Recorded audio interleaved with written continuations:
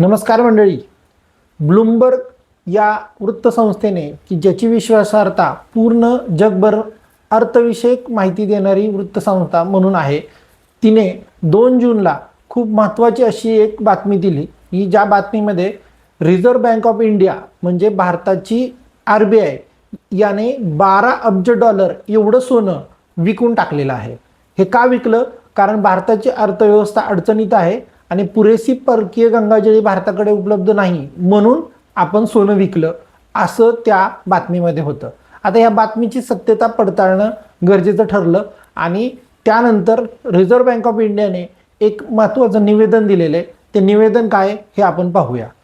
तत्पूर्वी reserve bank of India ही काम काय करते हे आपण समजून घेऊया. Reserve bank of India act 1934 या अंतर्गत ह्या भारतीय रिझर्व्ह बँकेची स्थापना झालेली आहे. याच्याकडे प्रामुख्याने ही 5 महत्त्वाची कार्य असतात. सर्वात महत्त्वाचं कार्य आहे ते म्हणजे भारतीय अर्थव्यवस्थेचं पतधोरण ठरवणे, की ज्यामध्ये चलनाचं विश्वासार्हता आणि भारतीय अर्थव्यवस्थेची स्थिरता राखली जाईल याचं काम हे करतं. दुसरं महत्त्वाचं भारतीय चलन जारी करणं, की ज्यामध्ये नोटा छापाईपासून ते नाणी तयार करणं या गोष्टींचा समावेश होतो. क्रमांक 3 बँकांची बँक म्हणून ही कार्य करते आणि सर्व बँकांना भारतातील कर्ज पुरवठा करणं, त्यांच्यावरती देखरेख करणं या गोष्टी रिझर्व्ह बँक ऑफ इंडिया करते. त्याच्यानंतर चौथं महत्त्वाचं की सरकारला कर्ज उभारणीचं काम हे रिझर्व्ह बँक ऑफ इंडिया करतं. आणि 5वं आणि सर्वात महत्त्वाचं म्हणजे की जे रिझर्व्ह बँक ऑफ इंडिया ही भारतीय परकीय गंगाजळीची मालमत्ता सांभाळून ठेवण्याचे काम करतं. आता परकीय गंगाजळी म्हणजे काय, तर भारताचा ज्या देशांबरोबर व्यापार होतो तो व्यापार हा रुपयामध्ये न होता अमेरिकन डॉलरमध्ये होतो किंवा परदेशी चलनामध्ये होतो. तर त्यासाठी प्रत्येक देशाकडे स्वतःचं परकीय चलन असणं अपेक्षित असतं. तसं भारताकडे आता जवळपास $680 अब्ज पेक्षा जास्त परकीय चलन आहे. या परकीय चलनाचे सामान्यतः 4 भाग पडतात. क्रमांक 1 परकीय चलन संपत्ती म्हणजे फॉरेन करन्सी असेट्स. यामध्ये ह्या 5 महत्त्वाचे चलन आहेत. त्यामध्ये अमेरिकन डॉलर असेल, ब्रिटनचं पाऊंड स्टर्लिंग असेल, जॅपनीज येन असेल किंवा चीनचं रेनमिनबी असेल आणि 5वं आणि महत्त्वाचं म्हणजे की युरोपियन युनियनचं युरो. तर या महत्त्वाच्या 5 परकीय चलनांचा समावेश होतो.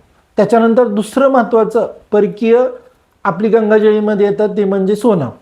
आणि तिसरं हे म्हणजे आंतरराष्ट्रीय नाणेनिधीचं स्पेशल ड्रॉइंग राईट्स.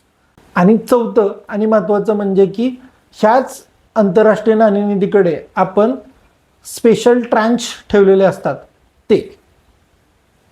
अशा सर्व गोष्टींचा एकत्रीकरण करून आपल्याकडे आपला फॉरेक्स रिझर्व्ह असतो, की ज्याला आपण परकीय गंगाजळी म्हणतो.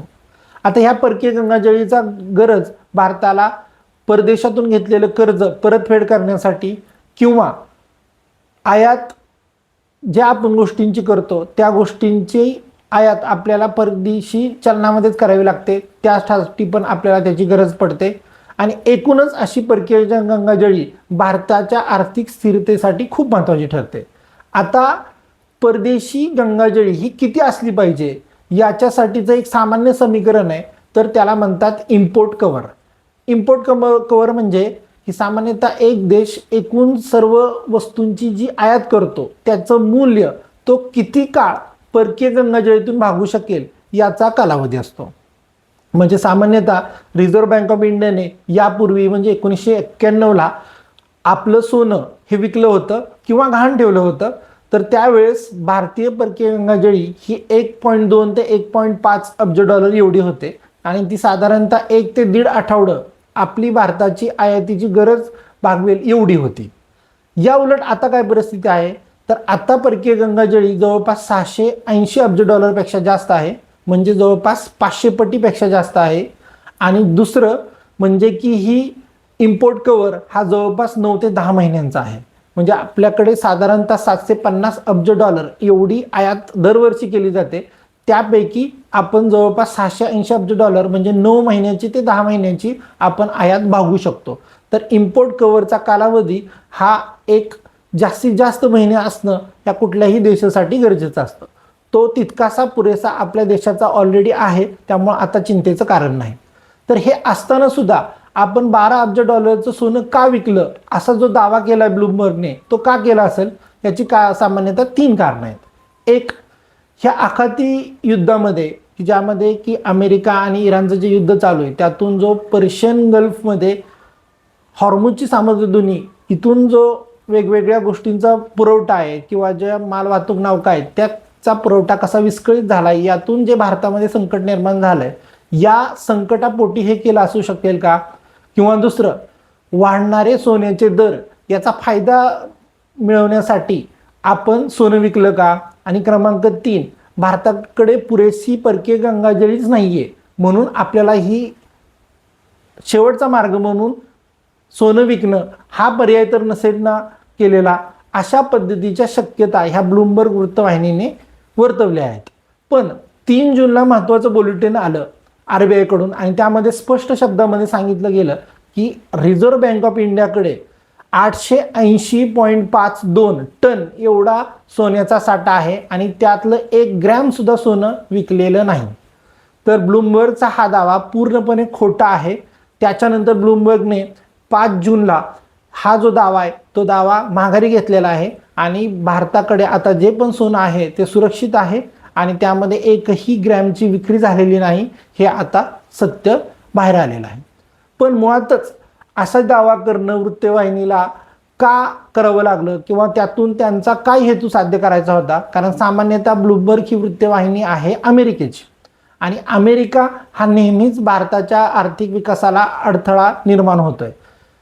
अलीकडच्या काळामधील युद्ध असेल किंवा आपण ज्या देशांकडून आयात करतो त्या आयात करणाऱ्या देशांवरती निर्बंध असतील किंवा आपल्या परराष्ट्र नीतीवरती असणारा दबाव, याचा सगळ्याचा जर तुम्ही परिणाम बघितला तर रिझर्व्ह बँक ऑफ इंडियाने अशी सोन्याची विक्री केली आणि त्यातून भारतामध्ये अनिश्चितता निर्माण करणं, भारतामधील विश्वासार्हता कमी करणं, याचा डावपेच असा हा ब्लूमबर्गचा रिपोर्ट असू शकतो आणि त्यावरती अमेरिकेचा प्रभाव आहे हे स्पष्ट दिसतंय.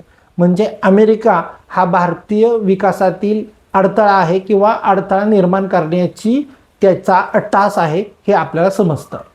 सद्यस्थितीला नक्कीच भारताकडे आर्थिक बाजूमध्ये प्रचंड संकट आहेत, पण याचा अर्थ असा लगेच होत नाही की रिझर्व्ह बँक ऑफ इंडियाने सोनं विकलं.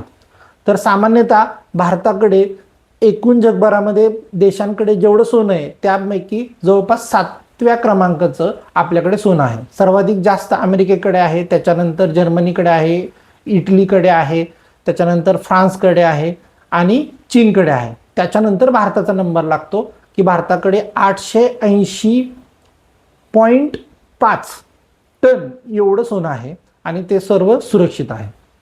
धन्यवाद.